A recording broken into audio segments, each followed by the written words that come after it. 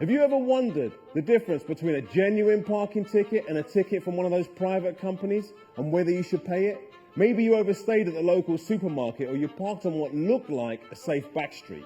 You get back to your car and then perched on your windscreen is one of these. And now they're looking for 60, 70, maybe 100 quid. And I get it, trust me, I've been there, according to my missus, more than most. But before you get back to your keyboard and unleash on them, here's a few key points you should know about parking fines.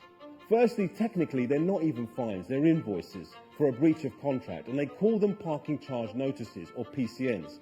See, you've been offered a space to park, and by parking, you've accepted their offer and any conditions attached to it. Secondly, you don't have to pay, you can appeal.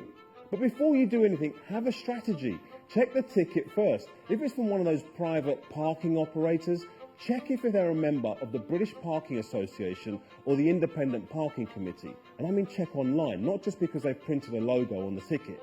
If not, they can't use DVLA to track you down or take you to court if you don't pay. So you might want to think twice about writing to them. You don't want to be too helpful in giving them your address. But if you want to appeal, you've got 28 days to do it. And you'll have more success if it's based on facts like inadequate signage. Was the sign obscured, vandalised, or simply not clear enough to understand? Or was your car stolen? Have you just sold it? Was the ticket machine working? If it's a private company, maybe the fine is more than what you'd get from a local authority PCN. Or maybe you've got a disability, or you had a genuine medical difficulty in getting back to the car. Maybe you're pregnant, or maybe you've got a young child, and because of them, it took you longer to get to your vehicle. Maybe your car's broken down and you were waiting to move it. Or maybe you were just out of time.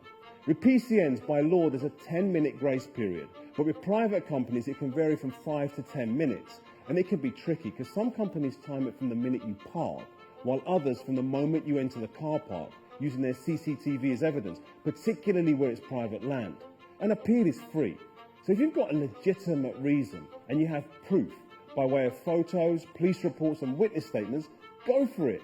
If the ticket was issued by the British Parking Association or the Independent Parking Committee, you can appeal either with Poplar or the Independent Appeal Service if the parking operator rejects or ignores your letter.